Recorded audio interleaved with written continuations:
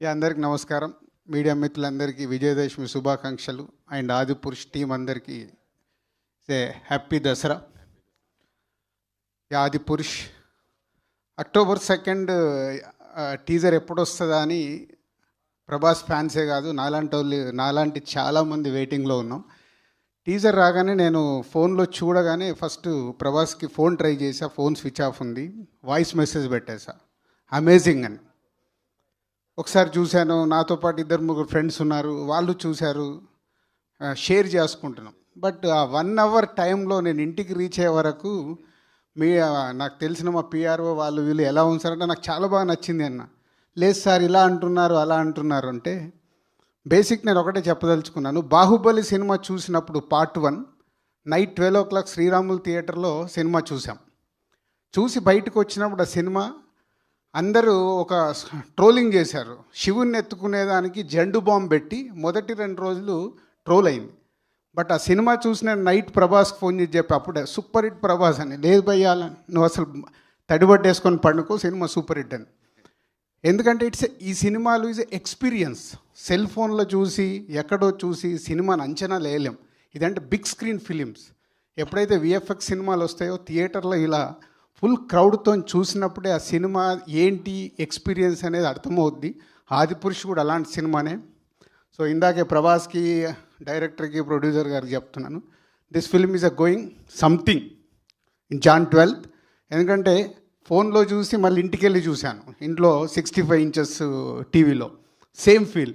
ఇప్పుడు వచ్చి ఇక్కడ 3Dలో చూశాను, ఇంకా ఎక్స్ట్రా యాడెడ్ ఆ విజువల్స్ వచ్చి మీద పడుతుంటే విజిల్స్ వేసాయి ఇందాకే. సో సినిమా అనేది Adipurush is experience film. And వాళ్ళు తీసుకున్న స్టోరీ కూడా సింపుల్. डायरेक्टर जी आपका स्टोरी ओपन कर रहे हैं, जो मैं समझ रहे नहीं जो मैं समझ रहे, I don't know about your story, but जो मैं आप लोग रामायण से जो लिया है एपिसोड, वो एपिसोड के ऊपर తెలుగు में बात कर रहा. రామాయణం నుంచి ఏదైతే ఎపిసోడ్ వీళ్ళు తీసుకొని దాన్ని ఈ రోజుకి ప్రేక్షకులకి విజువల్గా సంథింగ్ ఏదో చూపించాలని వాళ్ళు ఇచ్చిన పాత్రలకి, రాముడికి కానీ సీతకు కానీ అలాగే రావణుడికి కానీ.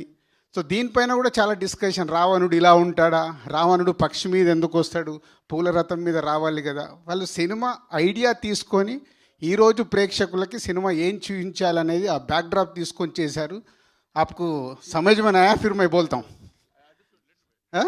సో దిస్ సినిమా ఈరోజు ప్రేక్షకులు థియేటర్కి వచ్చి ఏదైతే ఎక్స్పీరియన్స్ కావాలి అని వాళ్ళు చేశారు ఈ ఆదిపురుష్. డెఫినెట్గా ఇవి చూశాక ఈ బ్యాక్ స్టోరీ ఏదైతే ఉందో నాకు అంతో కొంచెం తెలుసు. ఇవన్నీ ఊహిస్తుంటే ఈ సినిమా Jan 12th పెద్ద సక్సెస్ కాబోతుంది, దాంట్లో 1% కూడా డౌట్ లేదు. అండ్ ఈ సినిమా ఆదిపురుషు చేస్తున్నారన్నప్పుడు వీరి తానాజీ సినిమా నేను ఓటీటీలో చూసా. ఆదిపురుష్ చేస్తున్నాడు ప్రభాస్, ఎవరో ఓం రావత్ అంటే ఆయనకి ఎందుకంత ఎగ్జైట్ అయ్యాడని. అప్పటి వరకు ఓం రావత్ గారు ఎవరో కూడా నాకు ఐడియా కూడా లేదు. తానాజీ సినిమా చూసి ఐ ఫ్యాన్ సార్.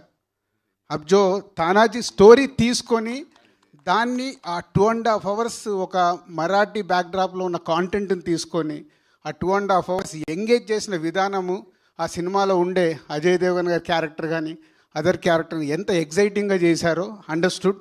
దాని తర్వాత అనిపించింది Adipurush it's something magic film అని.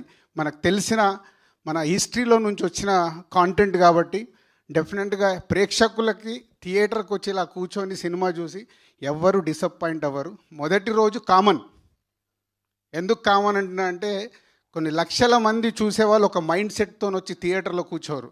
కొంతమంది నెగిటివ్గానే ఉంటారు, ఏముంటుందిరా ఈ సినిమా, ఏముండద్దురా ఈ సినిమా అని కూడా చూసేవాళ్ళు ఉంటారు మొదటి రోజు. ఈ సినిమా ఆ సినిమా అని కాదు, ప్రతి సినిమాకి మొదటి రోజు is a common negative vibes అనేటి. బట్ జనరల్ ఆడియన్స్ చూసినప్పుడు వాళ్ళకి ఏముండదు, వాడు వచ్చాడా కూర్చున్నాడా సినిమా చూసి వాడికి అనిపించిన ఫీలింగ్ చెప్తాడు. అదే ఎగ్జాంపుల్ మొన్న PS1 కూడా చూసాం. ఇవాళ తమిళనాడులో క్రియేట్ చేస్తుంది అంటే ఒక విజువల్ బ్యాక్డ్రాప్తో మణిరత్నం గారు చేసిన సినిమా రీసెంట్లీగానే తమిళ్ మొత్తం ఆల్ టైమ్ రికార్డ్ కాబోతున్న సినిమా. సో ఒక ఇలాంటి విజువల్ బ్యాక్డ్రాప్లో ఏదైనా కాంటెంట్ వచ్చినప్పుడు ఈరోజు ప్రేక్షకులు దాన్ని వండర్స్ క్రియేట్ చేస్తారు. మొన్న చిన్న రిలీజ్ అయిన కార్తికేయ కానీ బింబిసారా కానీ చూస్తూనే ఉన్నాం. ఇవాళ ప్రేక్షకులకి నీడ్ ఎక్స్పీరియన్స్. సో ప్రభాస్ లాంటి స్టార్ ఉన్న తర్వాత ఈ సినిమా ఇంకెందుకు ఆగుతుంది? I hope Jan 12th is going to history. Thank you.